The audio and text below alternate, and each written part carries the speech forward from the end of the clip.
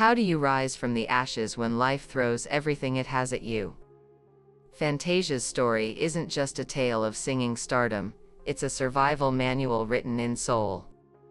From a church choir in North Carolina to the bright lights of Hollywood, her journey is a roller coaster of dreams, trauma, and the relentless pursuit of self-discovery. This is the raw, unfiltered truth behind the voice that moved a nation. Born into a musically inclined family, Fantasia seemed destined for greatness. But the road to stardom took an unexpected detour. At 16, while navigating adolescence in a low-income household, she endured assault that left deep. This traumatic experience led her to drop out of school, a decision that would haunt her for years. But the blows kept coming. Shortly after, she found herself a teenage mother to Zion. Without a high school diploma or stable financial resources, Fantasia faced a daunting task. But Zion gave her a reason to fight, to persevere despite the overwhelming odds. It was the fuel she needed to break free from the grip of the circumstances she found herself in. Imagine the pressure of performing on the world stage with a secret you desperately try to hide. While her voice captivated millions on American Idol, Fantasia struggled with functional illiteracy. She could recognize some words, but lacked the ability to read or write effectively. Reading scripts, contracts, even song lyrics became a monumental challenge. She revealed in Life Is Not a Fairy Tale that she often faked confidence to mask her inability to read.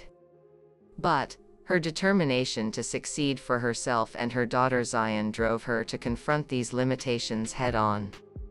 Memorizing lyrics, she learned the song through repetition, listening to the song repeatedly and practicing with the help of vocal coaches. The world may have seen a rising star, but Fantasia was battling a silent war within. The fairy tale of overnight success quickly turned into a nightmare behind closed doors. Fantasia endured a pattern of domestic abuse, a cycle of physical violence and emotional manipulation. She admitted to dumbing herself down to appease her abusers, stifling her own personality and ambitions to avoid conflict. In a 2010 interview with Oprah Winfrey, Fantasia explained how she dimmed her light to avoid threatening her partners. The emotional manipulation she endured convinced her at times that she was less capable or deserving, a belief that clashed with the strength she displayed in her music and performances. This self-diminishment took a devastating toll, dimming the light that shone so brightly for the world. The question is, why do people stay in abusive relationships? The weight of past trauma, coupled with professional pressures and unhealthy relationships, culminated in a breaking point. In 2010, Fantasia attempted to off herself, overdosing on a combination of aspirin and sleeping pills. As she later shared in interviews, she felt overwhelmed, believing that death was the only way to end her suffering. It was a desperate cry for help, a moment when she felt like there was no other way out. But fate intervened. A nurse, whose name she's never revealed publicly, spoke words of compassion, reminding her of her talent, her daughter, and the impact she had on others. It was this moment of human connection that sparked a turning point, a realization that she was meant to live. It was the right thing at the right time, and she would make it through this. Emerging from the depths of despair, Fantasia embarked on a journey of self-discovery and healing. She found stability in her marriage to Kendall Taylor, a businessman who provided unwavering support and love. Their partnership, coupled with the birth of their daughter Keziah in 2021, grounded her in a healthier chapter of her life. She launched her own label, Rock Soul Inc., taking control of her music and career. Fantasia also took practical steps to address the root causes of her crisis. She worked to resolve her financial issues, eventually saving her home from foreclosure. The woman who once felt lost and broken was now charting her own course, stronger and more resilient than ever. Life imitated art when Fantasia took on the role of Celie in The Color Purple, both on Broadway and in the 2023 film adaptation. Celie's story of abuse, resilience, and ultimately, triumph, mirrored Fantasia's own journey. She poured her heart and soul into the character, finding catharsis and healing through forgiveness. Portraying Celie allowed her to confront her own trauma, finding liberation through the character's journey of self-discovery. It's been said that art can heal the soul, and in Fantasia's case, that couldn't be truer. It was like she was reliving it all over again, but knowing the end to the story, was able to make it through easier. From teenage mom to American Idol champion, from abuse survivor to acclaimed actress, Fantasia has defied expectations at every turn.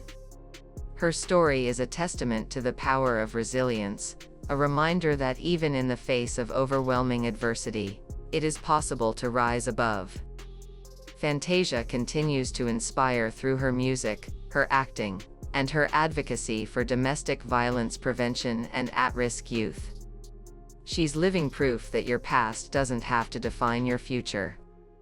A role model for anyone who has ever felt lost or broken, Fantasia's light shines brighter than ever.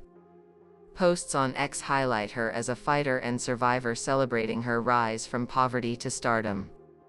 Fantasia's journey is a living testimony to resilience, growth, and transformation, a story that is far from reaching its final chapter.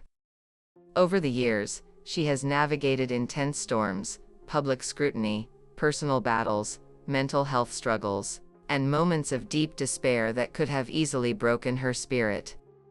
Yet, every time she was knocked down, she found the strength to get back up, often with even more grace, wisdom, and authenticity. Her life is a mirror reflecting the complexity of the human spirit, its ability to endure suffering, embrace vulnerability, and still find purpose in the pain.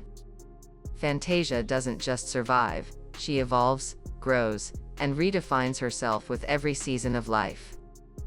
As she continues to walk her path both as an artist and as a woman learning and unlearning in real time, her journey remains a source of inspiration for millions. Her story challenges us to shift our focus from simply admiring her strength to asking ourselves deeper, more personal questions. What can we take away from her experiences? How do we find our footing when the ground beneath us crumbles? Fantasia's resilience offers not just hope but a blueprint, one that reminds us healing is messy, growth is painful, and rising again is a choice we must make repeatedly. So perhaps the most powerful takeaway isn't just how she made it through, but how we, too, can channel our own pain into power, learn from our wounds, and use them to light the way forward.